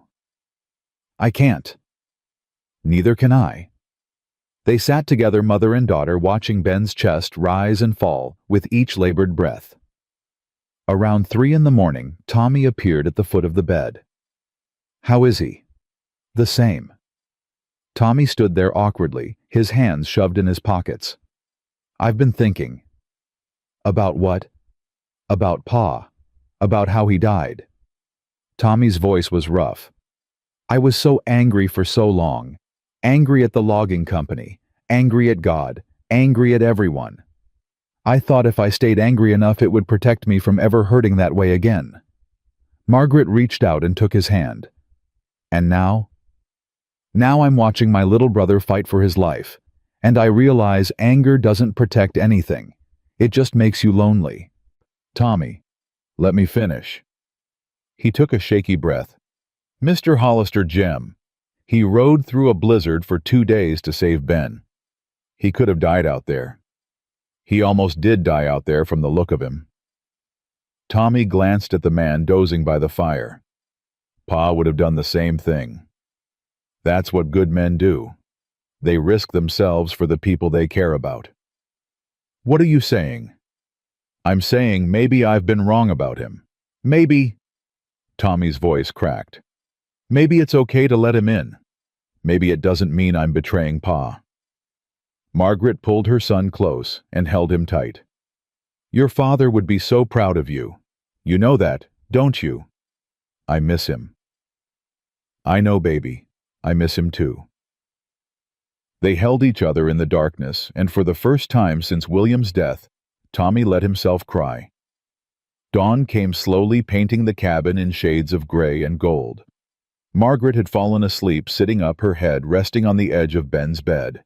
She woke to a hand on her shoulder and found Dr. Cross looking down at her with an expression she couldn't read. "Mrs. Hollister." Her heart stopped. "No, no, please." His fever broke. It took a moment for the words to penetrate. "What?" "About an hour ago. His fever broke and his breathing is easier. He's going to make it." Margaret looked at her son. His face was still pale, still too thin, but the terrible flush was gone from his cheeks. His chest rose and fell in a steady rhythm, no longer rattling with every breath. "Ben." She touched his forehead. "Cool. Blessedly, miraculously cool." "Ben, can you hear me?" His eyes fluttered open. "Mama." "I'm here, sweetheart. I'm right here." "I had the strangest dream. There were frogs everywhere, and Pa was there, and he said—" Ben's brow furrowed. "He said I had to go back, that you needed me." Margaret's eyes filled with tears. "He was right. I do need you. We all need you." "I'm hungry." A laugh escaped her, half sob, half relief. "Sarah, Sarah, wake up, your brother wants breakfast." The next few hours were chaos of the best kind. Sarah made porridge while Tommy helped Ben sit up. Emily and Grace crowded around the bed touching their brother as if to make sure he was real. Even little Grace seemed to understand that something wonderful had happened. "Benny's not going to heaven?" she asked, her small face serious. "Not today, sweetheart. Not for a long, long time." Jem hung back watching the family reunion with an expression Margaret couldn't quite read. She crossed the room to stand beside him. "Thank you. Just did what needed doing. You rode through a blizzard. You nearly killed yourself getting that doctor here. That's not just what needed doing. That's—" She stopped, struggling for words. "What?" "That's what family does." Jem went very still. "Family. You saved my son's life. You've given us a home, a chance at a future. You've been more of a father to my children in 2 months than most men would be in a lifetime." Margaret took his hand. "Whatever this arrangement started as, it's not that anymore. At least not to me." "Margaret, I know it's complicated. I know we barely know each other. But I think—" She took a breath. "I think I'm falling in love with you, Jeremiah Hollister. And I need to know if that scares you." He was quiet for so long she was afraid she'd made a terrible mistake. Then his rough hand came up to cup her face, and he looked at her with eyes that held something she'd never expected to see. "It terrifies me," he said quietly. "I swore I'd never let anyone close again. After Ruth died, I built walls so high I couldn't even see over them anymore. And now I've got 5 children in my cabin and a woman who makes me feel things I thought were dead forever." His thumb traced her cheekbone. "You asked if it scares me. It does, but not as much as the thought of losing you." He kissed her then, not quick and desperate like before, but slow and careful, a promise made without words. From across the room, Tommy watched, and for the first time since his father died, he smiled. Dr. Cross stayed for 3 more days, making sure Ben's recovery was complete before making the long journey back to Silver Creek. On his last morning, he pulled Margaret aside. "Your boy is strong. He'll make a full recovery, but he needs rest. Real rest. No running around in the cold for at least a month. I'll make sure of it. There's something else." The doctor's expression grew serious. "I've been hearing things on my rounds. About a man named Blackwood." Margaret's stomach tightened. "What kind of things?" "He's been buying up debts all winter. Mortgages, loans, even IOUs from the general store. Word is he's planning to call them all due at once come spring." "We know. Sam Bluefeather told us." "Then you know he's targeting your husband specifically. That water on your land, it's the key to controlling the whole valley. Blackwood won't stop until he has it." "What do you suggest we do?" Dr. Cross shook his head. "I'm a doctor, not a businessman. But if I were you, I'd start building alliances. One ranch can't stand against Blackwood. 8 ranches together might have a chance." That's exactly what we're planning. Good. He picked up his bag. I'll be back in a month to check on the boy. Try not to get into too much trouble before then. But trouble, it seemed, was already on its way. Sam Blue Feather returned 2 weeks later with news that made Margaret's blood run cold. "Blackwood's moving faster than we thought," he said, warming his hands by the fire. "He called in the Thompson mortgage yesterday, gave them 48 hours to pay in full or get out." "Can they pay?" "No, nobody can pay that kind of money that fast. That's the whole point." Jem paced the length of the cabin. "How much do they owe?" $300. They've got maybe 50 in savings. And the other ranchers? Same story. Miller owes 400. Santos owes 250. Everyone's in the same bind. Sam looked at Margaret. "I got the numbers you asked for. Every debt in the valley, every dollar, every deadline. It's not pretty." Margaret took the papers he offered and spread them across the table. The picture that emerged was devastating. Blackwood had been patient, calculating buying up debts strategically to maximize his leverage. When he made his move, no one would be able to resist. "We have to stop him," she said. "How?" Jem's voice was bitter. "He's got the law on his side. Those debts are legal. He has every right to collect them." "Maybe. But he doesn't have the right to destroy people's lives for his own greed." Margaret looked at the papers again, her mind racing. How did the Thompsons borrow that money in the first place? Sam checked his notes. Worthington at the bank, same as everyone else. And Blackwood bought the debt from Worthington. That's right. Was there a proper transfer of the mortgage paperwork filed with the territorial office? Sam and Jem exchanged glances. "I don't know," Sam admitted. "Why?" "Because if there wasn't, if Blackwood just paid Worthington under the table without following proper legal procedures, the transfer might not be valid. The original terms of the loan might still apply." Jem stared at her. "You think he cut corners?" "I think a man who's trying to steal an entire valley probably didn't worry too much about paperwork." Margaret gathered the documents. "I need to see the original mortgages, every single one. If there's an irregularity, we might be able to buy time." "Where are you going to find a lawyer to help with this?" Sam asked. "The only lawyer in town is Blackwood's man." "We don't need a lawyer. We need evidence." Margaret looked at Jem. "And we need to move fast. How long until Thompson's deadline?" "Tomorrow morning." "Then we ride now." Jem caught her arm. "Wait. You want to ride to Thompson's place in the middle of winter, dig through their legal papers, and somehow find a way to stop Blackwood all by tomorrow morning?" "Yes." "That's crazy." "Do you have a better idea?" He was silent for a long moment.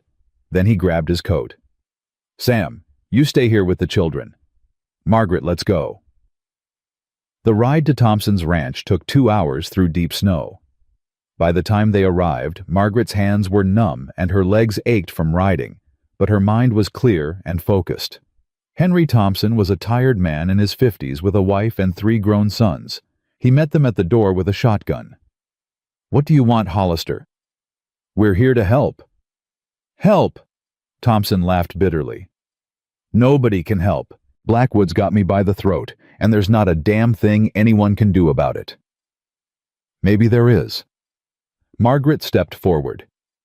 "Mr. Thompson, I need to see your mortgage papers. The original documents from when you took out the loan." "Why?" "Because I think Blackwood may have made a mistake. And if he did, we might be able to stop him." Thompson studied her for a long moment. Then he lowered the shotgun. "Come inside." An hour later, Margaret found what she was looking for. "Here." She pointed to a paragraph buried in legal language. The original mortgage specifically states that the loan can only be transferred to another party with the written consent of the borrower. Look, your signature is supposed to appear on any transfer document. Thompson leaned in. "I never signed anything. Worthington just told me the bank had been sold and someone else owned my debt now." "Exactly. Without your signature, the transfer isn't valid. Blackwood doesn't actually own your mortgage. Worthington still does. But Worthington sold to Blackwood. He tried to, but he didn't follow the proper legal procedure. Margaret felt triumph rising in her chest. Blackwood can't foreclose on a debt he doesn't legally own. Thompson's wife Martha spoke up from the corner. Will that hold up in court? It should. The territorial law is clear on this. Mortgage transfers require borrower consent. Margaret gathered the papers. But we need to move fast. If Blackwood shows up tomorrow to take your property, you need to be ready to fight. Fight how he'll bring men with guns. And you'll have something better. The law. Margaret looked at Jem. We need to check the other mortgages. If Blackwood made the same mistake with everyone, then he doesn't own any of the debts, Jem finished. The whole thing falls apart. Exactly. They rode through the night, stopping at ranch after ranch, digging through paper after paper.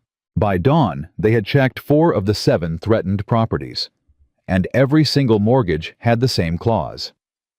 Every single transfer had been done without the borrower's consent. Blackwood had been so confident in his power that he hadn't bothered to follow the rules, and that was going to be his downfall. The confrontation came 3 days later. Margaret stood on the porch of the Thompson Ranch, surrounded by 7 families, every rancher Blackwood had tried to destroy. Behind them, nearly 30 people had gathered, men and women and children, all of them terrified, but all of them refusing to back down. Jem stood at her side, his hand resting on the pistol at his hip. Tommy was there too, his young face set with determination. Even Sam Blue Feather had come along with a dozen other hands from ranches across the valley. They watched as Blackwood's carriage approached, flanked by 8 armed men. "This is insane," Miller muttered. "He's got guns. We're going to get killed." "He's got guns," Margaret agreed. "But we've got something better." "What's that?" "The truth."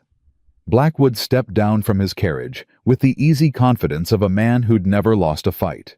He was tall and broad-shouldered, with silver hair and cold blue eyes that swept across the assembled crowd with contempt.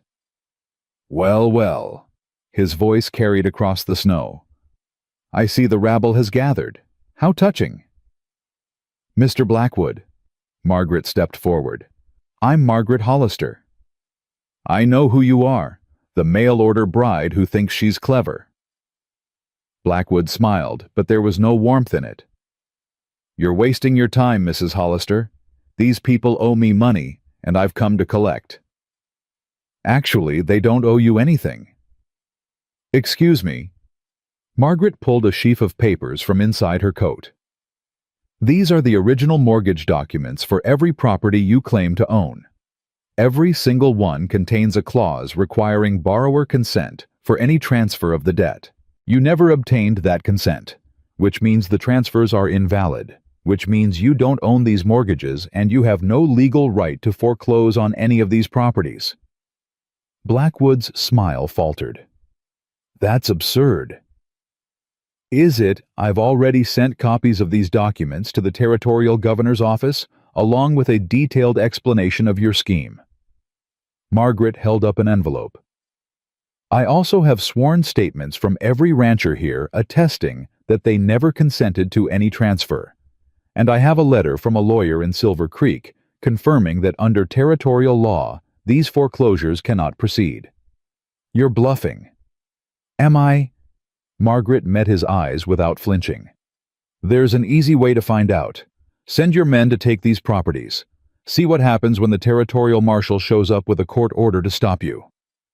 The silence stretched out heavy and dangerous. Blackwood's face had gone red with fury. His hands clenched into fists at his sides. Margaret could see him calculating, weighing his options, trying to find a way out of the trap she'd built. "This isn't over," he said finally. "I think it is." "You think you've won? You think a pile of papers is going to stop me? I own this valley. I own the bank, the stores, the law itself. You can't fight me with legal tricks and—" "Mr. Blackwood." Jem's voice cut through like a blade. "I think you should leave now." Blackwood turned to him with a sneer. "And who's going to make me—" "You, the pathetic rancher who couldn't keep his first wife alive." Margaret felt Jem go rigid beside her. She reached for his hand and found it trembling. "Don't," she whispered. "He's trying to provoke you." "He's succeeding." "Jem, look at me." She waited until his gray eyes met hers. "We've already won. Don't give him the satisfaction." For a long, terrible moment she thought Jem was going to draw his pistol anyway.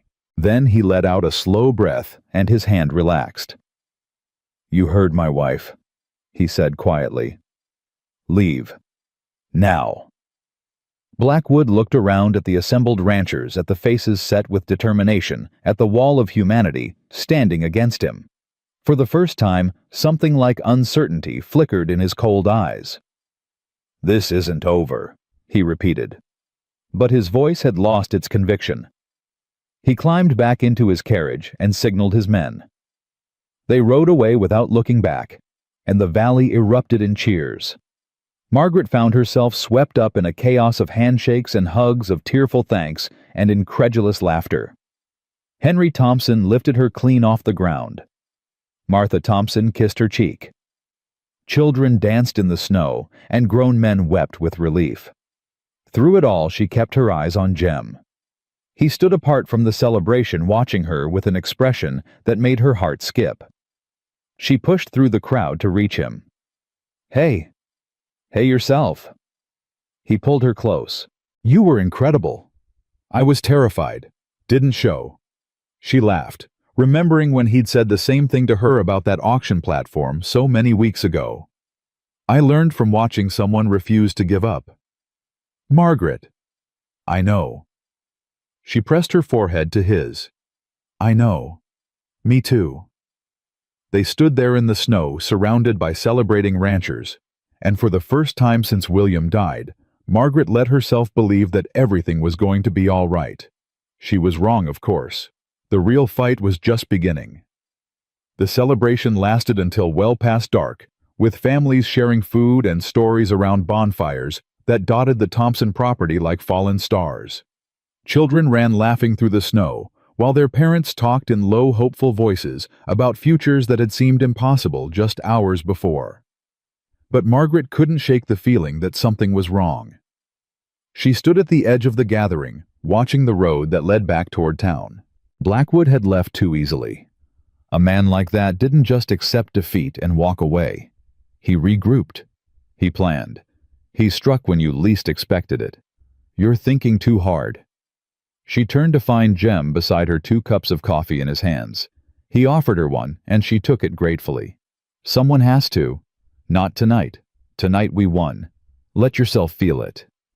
"I'll feel it when Blackwood is truly finished. Right now, all we've done is delay him." Jem was quiet for a moment. "You know, most people would be dancing right now, celebrating with the others." "I'm not most people." "No." He smiled slightly. "You're not." They stood in comfortable silence, watching the celebrations. Tommy had found some boys his age from the Miller Ranch and was engaged in what looked like a snowball war. Sarah was helping Martha Thompson serve food, her face flushed with purpose. Emily and Ben sat together near one of the fires, Grace asleep in Emily's lap. "They look happy," Margaret said quietly. "They are happy. First time in a long while, I'd wager." "Jem." "I know." He set down his coffee and took her hands. "I know you're worried. I know you can't stop thinking about what comes next. But right now, in this moment, your children are safe and warm and surrounded by people who care about them. That's worth something." "It's worth everything." "Then stop borrowing trouble from tomorrow and be here, with them, with me." Margaret looked into his gray eyes and saw something she hadn't expected to find when she'd stepped onto that auction platform all those months ago. She saw home. "All right," she said. "Just for tonight." They walked back toward the fires together, and for a few precious hours, Margaret let herself believe that the worst was over. She was wrong. The first sign of trouble came 3 days later. Margaret was going over the ranch accounts when Tommy burst through the cabin door, his face pale with shock. "Ma, you need to come see this." "See what?" "The cattle. Something's wrong with the cattle." She followed him to the pasture, Jem close behind. What she saw made her stomach drop. A dozen of their cattle lay dead in the snow. The rest of the herd stood clustered at the far end of the enclosure, lowing miserably, refusing to come near the carcasses. "What happened?" Margaret whispered. Jem knelt beside one of the dead animals, examining it with grim expertise. "Poisoned. Someone put something in the water trough. Blackwood. Has to be." Jem stood his jaw tight with fury. "He can't take our land legally, so he's going to destroy it instead." Margaret felt the ground shift beneath her feet. Those cattle were their livelihood. Without them, they couldn't pay the bank. Without them, they'd lose everything. "How many did we lose?" 12. Maybe more if whatever they used is still in the water. "Can we prove it was Blackwood?" "Does it matter? He owns the sheriff. He owns the judge. We could have a written confession, and it wouldn't make a difference." Tommy stood watching his young face hard. "So, what do we do?" Margaret looked at her son, at the man he was becoming, at the fear he was trying so hard to hide. She looked at Jem, exhausted and angry and ready to fight. She looked at the dead cattle lying in the snow, and she made a decision. "We don't give up," she said. "That's what Blackwood wants. He wants us scared and hopeless. He wants us to quit." She straightened her spine. "We're not going to quit. Margaret, we just lost a third of our herd. I know. And we'll find a way to survive anyway. We'll work harder. We'll sell what we can at Silver Creek. We'll take odd jobs, pool resources with the other ranchers, do whatever it takes." "That's not going to be enough." "Then we'll make it enough." She met his eyes. "You asked me once if I was willing to fight. I told you I was. Did you think I only meant when it was easy?" Jem stared at her for a long moment. Then something shifted in his expression, resignation giving way to determination. "All right, we fight." "We fight," Tommy echoed, and his voice was steady. The next weeks were brutal. Margaret worked from before dawn until long past dark, doing the jobs of 3 people while somehow keeping her children fed and the household running. She learned to mend fences and check on cattle and haul water from the creek when the well froze. Her hands blistered and bled and blistered again.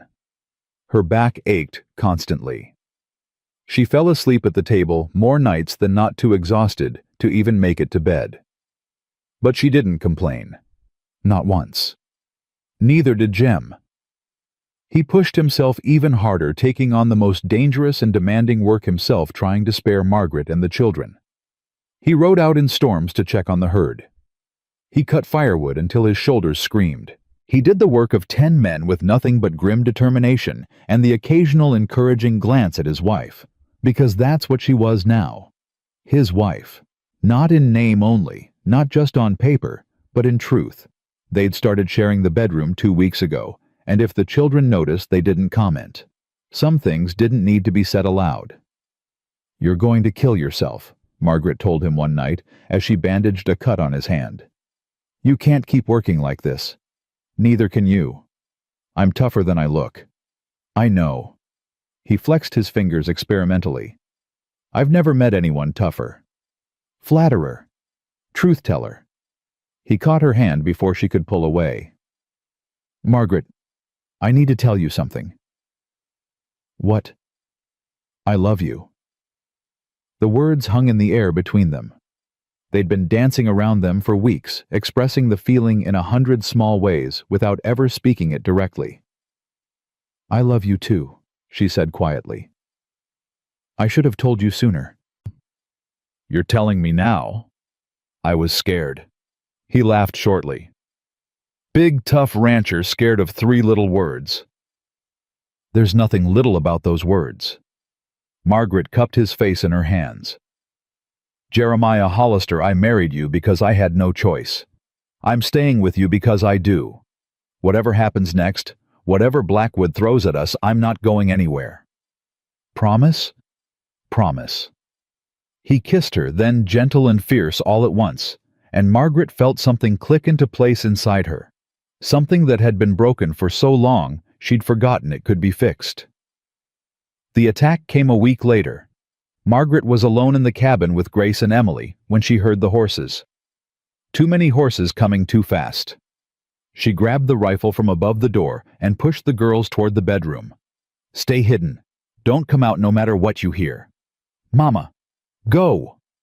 She positioned herself by the window, heart pounding as 6 riders came into view.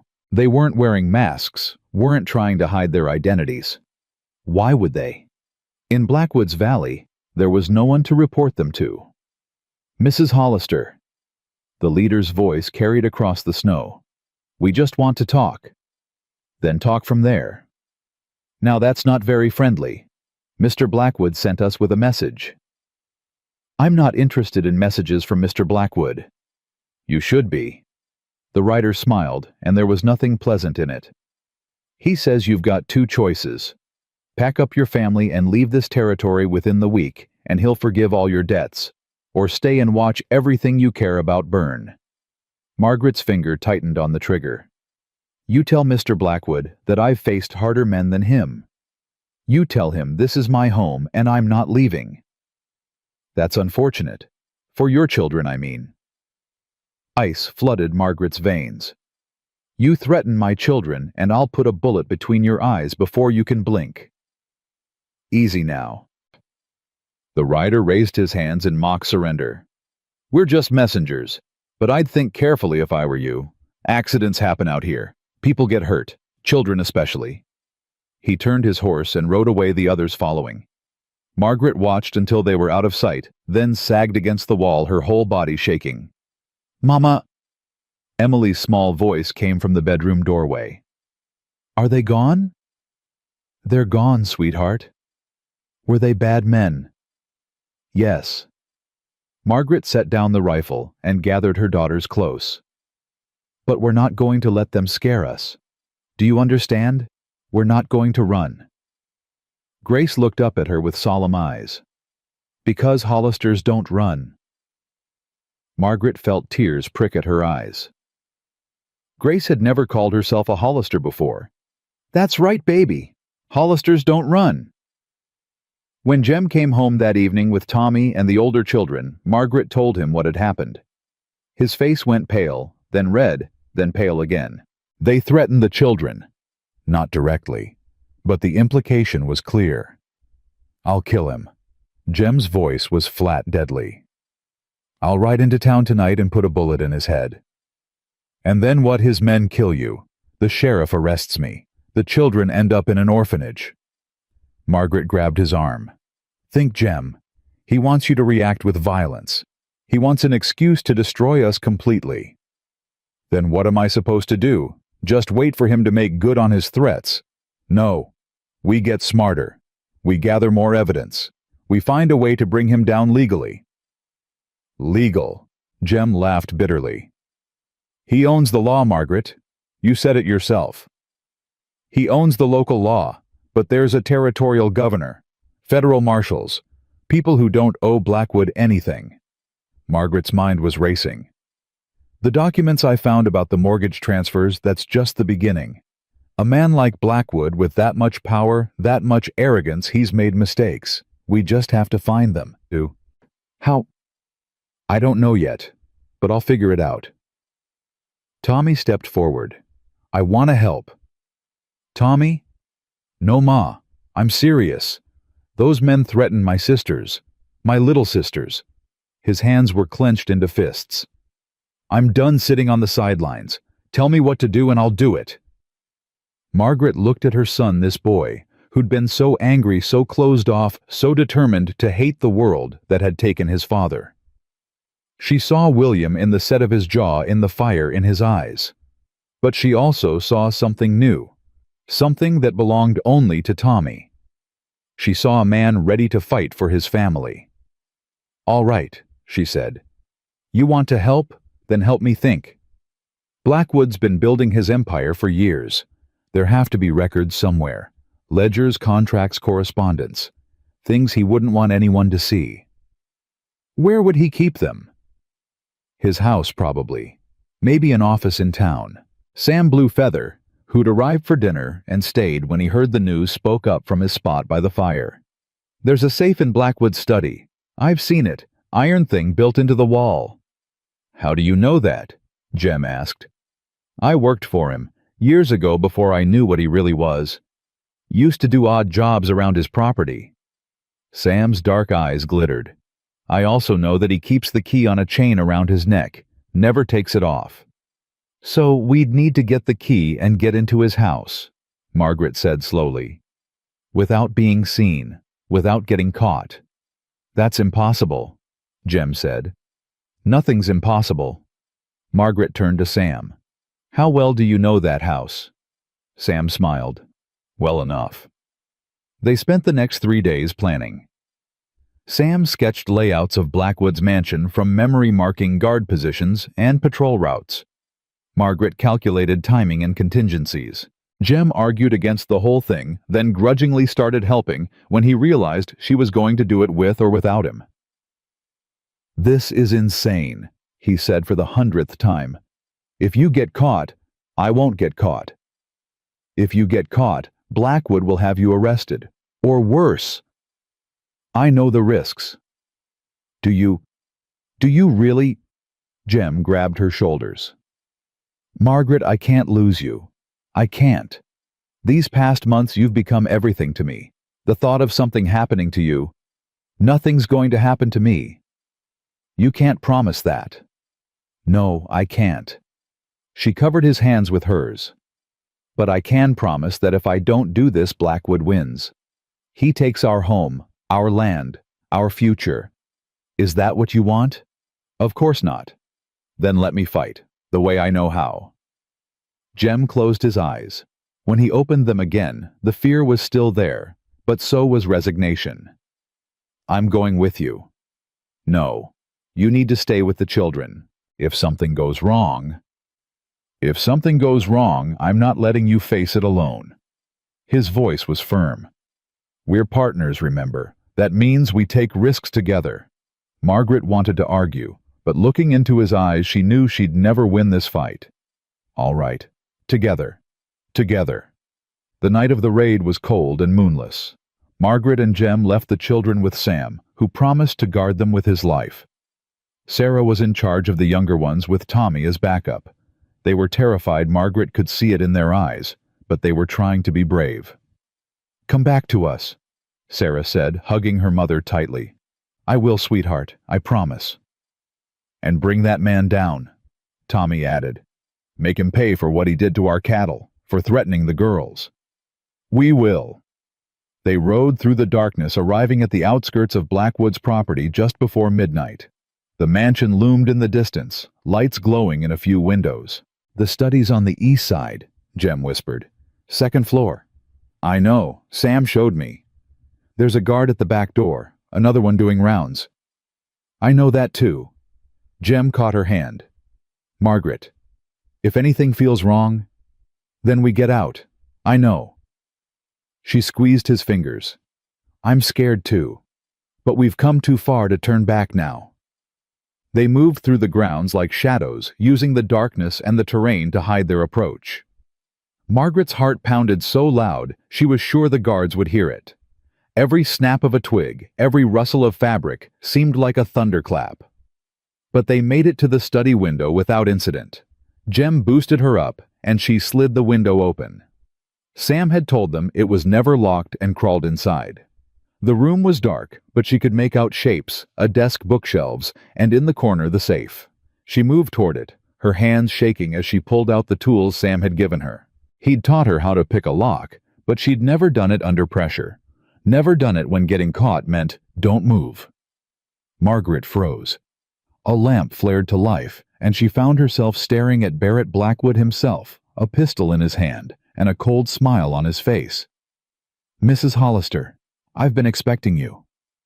Behind her, she heard the window slam shut, heard Jem's muffled curse, heard the sound of more men surrounding the house cutting off escape. You didn't really think I wouldn't know, did you? Blackwood stepped closer. I've had men watching your ranch for weeks. When Blue Feather started asking questions about my house, I knew exactly what you were planning. Margaret's mind raced. If you knew why, let me get this far. Because I wanted to catch you in the act. Breaking and entering attempted theft, that's a hanging offense in this territory. His smile widened. By tomorrow morning, you'll be in jail. By next week, you'll be on trial. And by the end of the month, your husband will be homeless, and your children will be wards of the state. You'll never get away with this. I already have. Blackwood cocked his pistol. Now are you going to come quietly, or do I have to shoot you and claim self-defense? Margaret looked at the gun, at Blackwood's cold eyes, at the door behind him where she could hear footsteps approaching. She thought about her children waiting at home, about Jem outside probably already captured, about everything they'd fought for, everything they'd built, all of it slipping away. And then she heard a sound that made no sense. Horses. Dozens of horses thundering into the property. Shouts and gunfire and chaos erupting outside. Blackwood's smile faltered. What? The door burst open, and Sam Blue Feather stood there flanked by half the ranchers in the valley. Sorry we're late, Sam said. Had to round up reinforcements. Blackwood spun toward the new threat, and Margaret moved. She dove for his gun hand, knocking the pistol away. It discharged into the ceiling as they fell together struggling. She heard Jem's voice shouting her name, felt hands pulling her away from Blackwood, saw the look of disbelief on his face as he was surrounded by the very people he'd tried to destroy. You can't do this, Blackwood snarled. I own this town. I own... You don't own anything anymore. Henry Thompson stepped forward with a sheaf of papers. These are the documents Mrs. Hollister was looking for. Found them in your desk while you were busy gloating. He smiled grimly. Turns out you've been embezzling from your own bank for years. Forging documents, bribing officials. There's enough here to put you away for the rest of your life. Blackwood's face went white. Those are lies, fabrications. Then you won't mind explaining them to the federal marshal who's on his way from Helena. Thompson nodded to two of his sons. Take him. Lock him in his own wine cellar until the marshal arrives. They dragged Blackwood away, his protests echoing through the mansion. Margaret stood in the middle of the study, shaking with relief and residual terror. Then, Jem was there, pulling her into his arms. You scared me half to death. I scared myself half to death. Is it over? Is it really over? Margaret looked at the documents Thompson was gathering at the ranchers filling the room at the shattered remains of Blackwood's empire. It's over, she said. We won. And this time, she knew it was true. The federal marshal arrived 3 days later. His name was Thomas Garrett, a stern man with a thick mustache and eyes that had seen every kind of corruption the frontier could offer. He spent 2 days going through the documents Margaret had found, interviewing witnesses and building a case that would stand up in any court in the territory. Mrs. Hollister. He found her on the porch of the ranch, watching the children play in the melting snow. I wanted to thank you personally. For what? For doing what a dozen lawmen couldn't manage in 10 years. Garrett shook his head. Blackwood had everyone fooled. Paid off judges, bribed officials, buried anyone who tried to investigate him. But you, a mail-order bride from Philadelphia, you brought him down in 3 months. I had help. You had courage. That's rarer than help. He tipped his hat. The territorial governor sends his regards. He's canceling all the debts Blackwood acquired illegally and returning the properties to their rightful owners. Your ranch is free and clear. Margaret felt her knees go weak. Free and clear. Not a penny owed. Consider it compensation for everything you went through. After he left, Margaret sat on the porch steps and cried. Jem found her there a few minutes later. He didn't ask what was wrong. He just sat down beside her and waited. "We're free," she said finally. "No more debt, no more Blackwood. We actually did it. You did it. We did it, all of us." She wiped her eyes. "I keep waiting to wake up, waiting for something to go wrong." "Nothing's going to go wrong. You don't know that." "No." He took her hand. "But I know that whatever comes next, we'll face it together. That's enough for me." Margaret leaned against his shoulder. "Jeremiah Hollister, when I stepped onto that auction platform, I thought my life was over. I thought I'd never feel safe or happy or hopeful again. And now I have a home, a family, a husband who rode through a blizzard to save my son." She looked up at him. "I have everything I never knew I wanted." "So do I." He kissed her forehead. "So do I." Spring came to the valley like a blessing. The snow melted, revealing green grass and wildflowers that painted the hillsides in colors so bright they seemed unreal. The cattle that had survived the winter grew fat on fresh pasture. The creek ran high and clear, and the irrigation channels Jem had been planning for years finally seemed possible. Margaret threw herself into the work of rebuilding. She reorganized the ranch finances, found new buyers for their cattle, negotiated better prices for supplies now that Blackwood's stranglehold on the local economy was broken. She worked alongside Jem in the fields, learning to plant and tend and harvest her city-soft hands, growing calloused and strong. The children thrived in ways that amazed her. Tommy had become Jem's shadow, following him everywhere, learning everything he could about ranching. The anger that had defined him for so long had faded, replaced by purpose and pride. He still missed his father. Margaret could see it in his eyes sometimes, but he'd stopped fighting the world and started building something instead. Sarah had blossomed into a young woman almost overnight. She'd taken over the household management with quiet efficiency, freeing Margaret to focus on the ranch's finances. She'd also caught the eye of the new deputy marshal's son, a development that made Margaret feel old and proud and terrified all at once. Emily had finally stopped crying at night.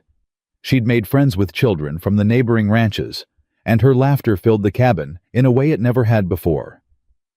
She'd started calling Jem Pa without thinking about it, and the first time it happened, Margaret saw him turn away to hide the tears in his eyes.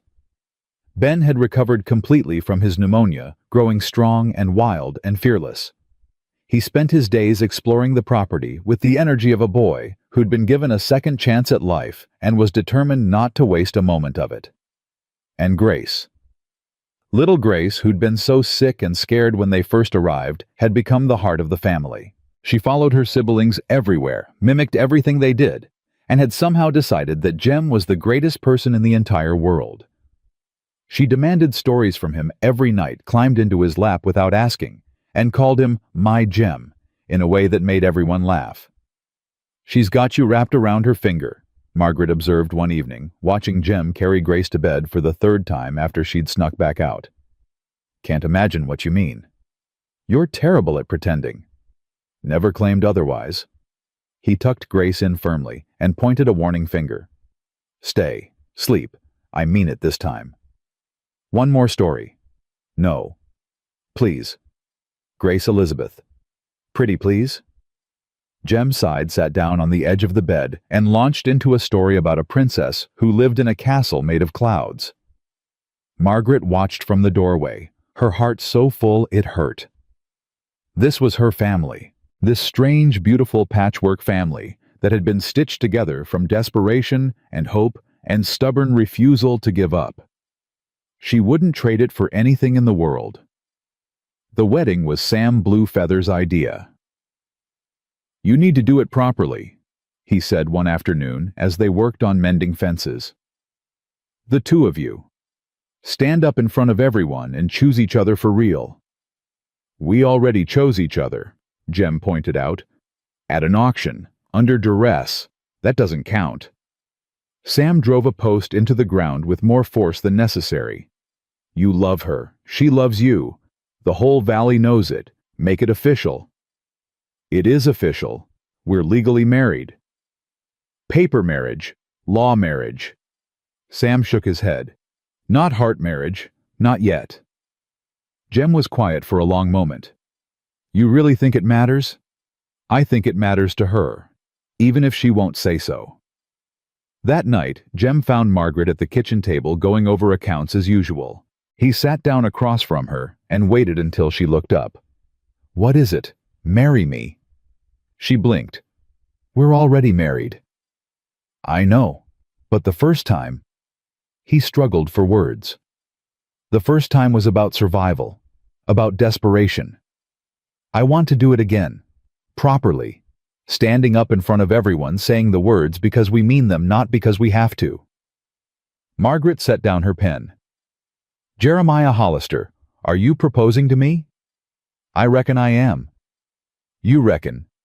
I know I am. He reached across the table and took her hands. Margaret Ellen Sinclair Hollister, will you marry me again, for real this time? Her eyes filled with tears. Yes, 1,000 times yes. The wedding was held on the first Sunday in May. The whole valley came. Every rancher Blackwood had tried to destroy every family who'd stood together against him, every person who'd watched Margaret and Jem fight for their future and been inspired by it. Martha Thompson organized the food. Sam Bluefeather provided music on a fiddle no one knew he could play. The new bank manager, an honest man from Helena, who'd been brought in after Blackwood's arrest, donated the lumber for a temporary platform. Margaret wore a dress she'd made herself stitched from fabric the Valley women had gifted her. It wasn't fancy, wasn't anything like the silk gown she'd worn at her first wedding in Philadelphia, but it was hers made by her own hands, and that made it beautiful. Jem wore his one good suit, the same one he'd worn to the auction that day. He'd cleaned it up, mended the fraying cuffs, polished his boots until they shone. He looked terrified. You're shaking, Margaret observed as they took their places before Father McKenna, the circuit preacher who'd ridden 2 days to perform the ceremony. So are you. Fair point. The ceremony was simple. Father McKenna spoke about love and commitment and the courage to build something new from the ashes of the old. He spoke about family, not just the family you were born into, but the family you chose. When it came time for vows, Jem cleared his throat and spoke first. Margaret, I spent 4 years thinking I'd never feel anything again. I'd lost Ruth, lost my child, lost my will to live. I was just going through the motions, waiting to die. His voice cracked. Then I saw you on that auction platform.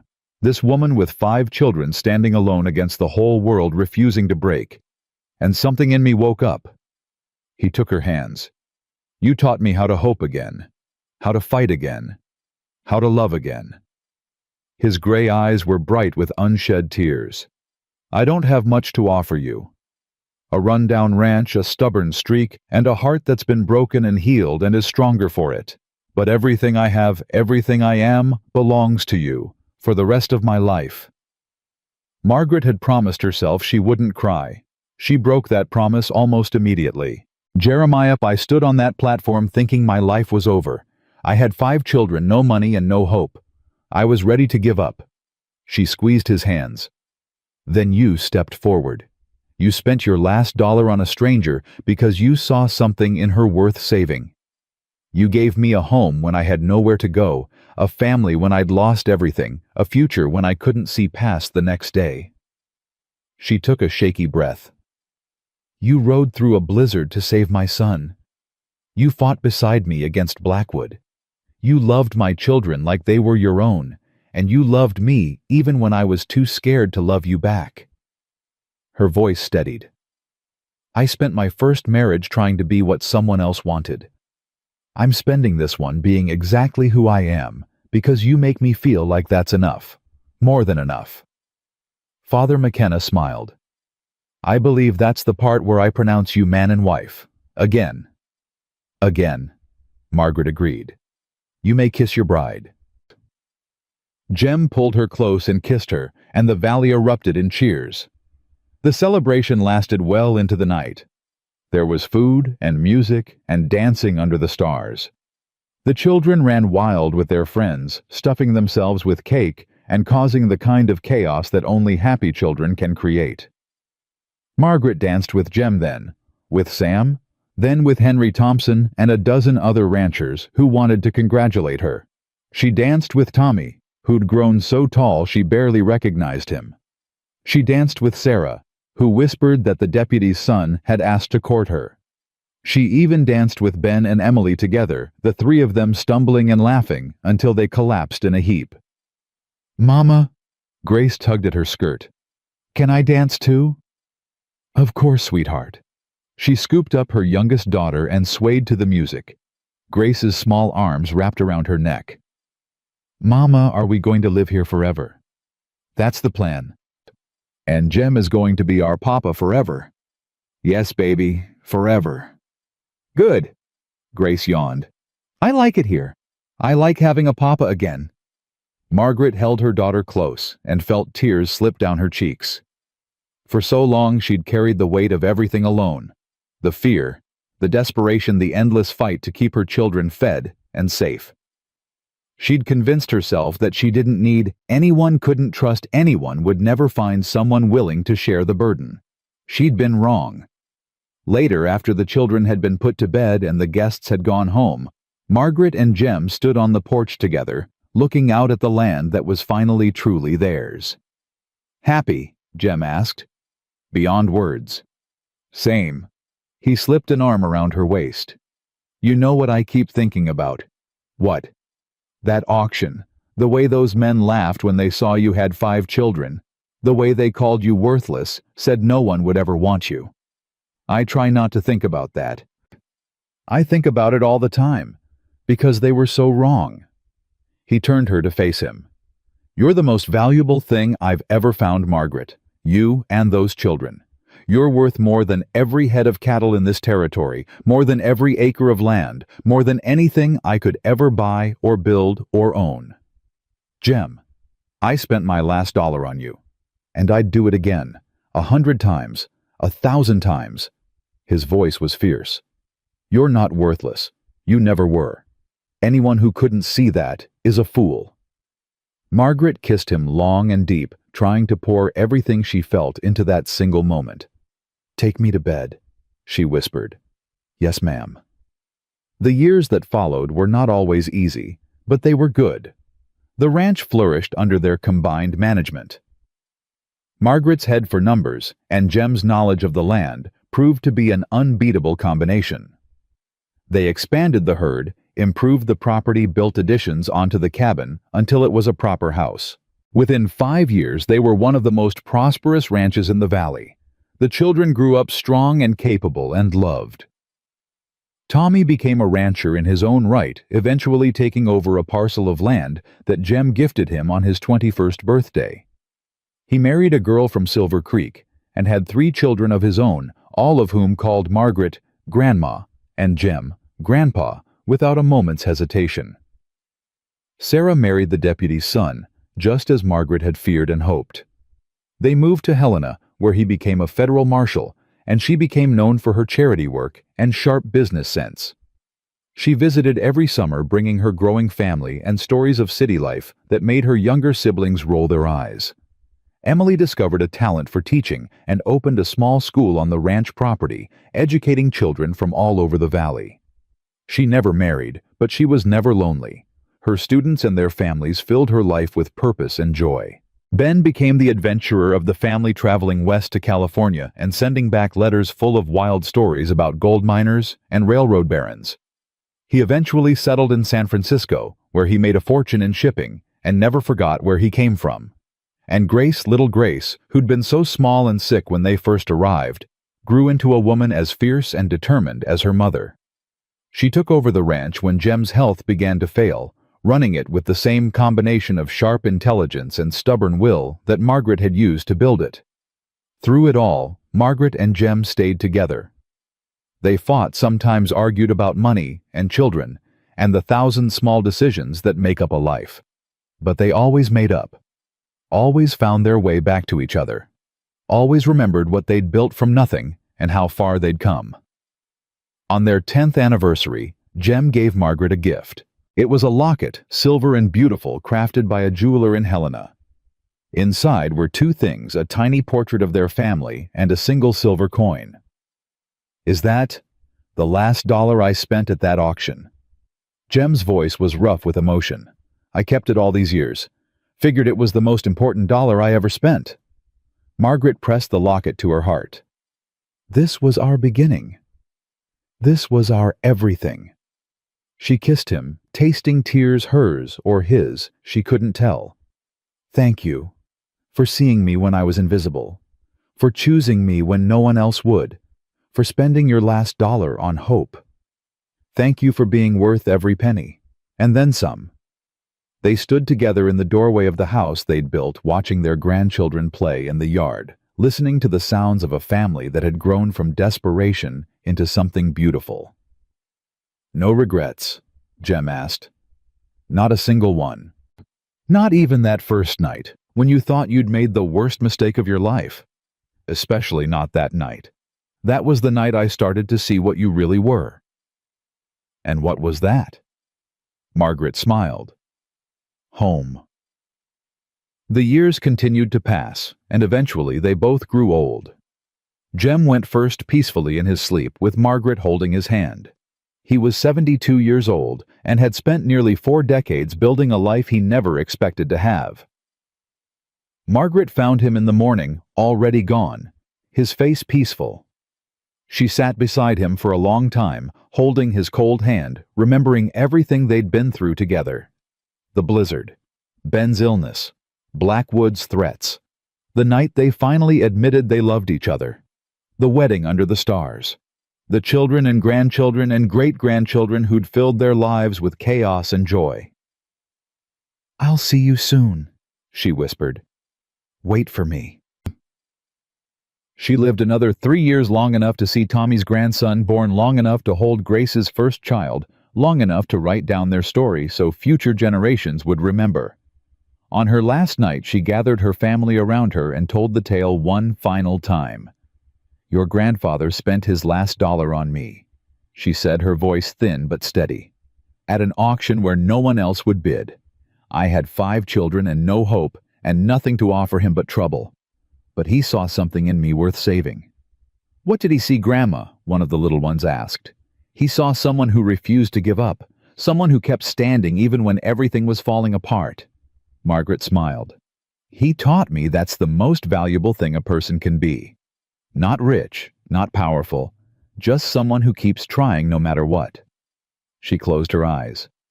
"We built this family from nothing, from one desperate bid at an auction, and the courage to believe we deserved better. Remember that.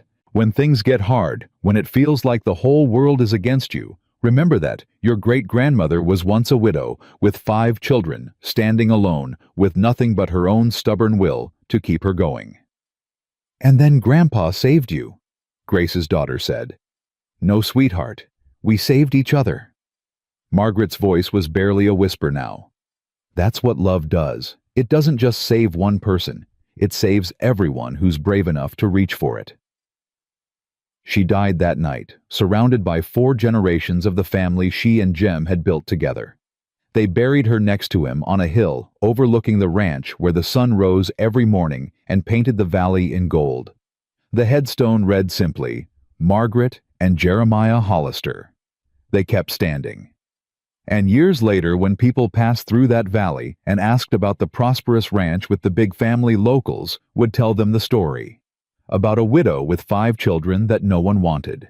About a broken cowboy who spent his last dollar on hope. About the winter that nearly killed them and the love that saved them both.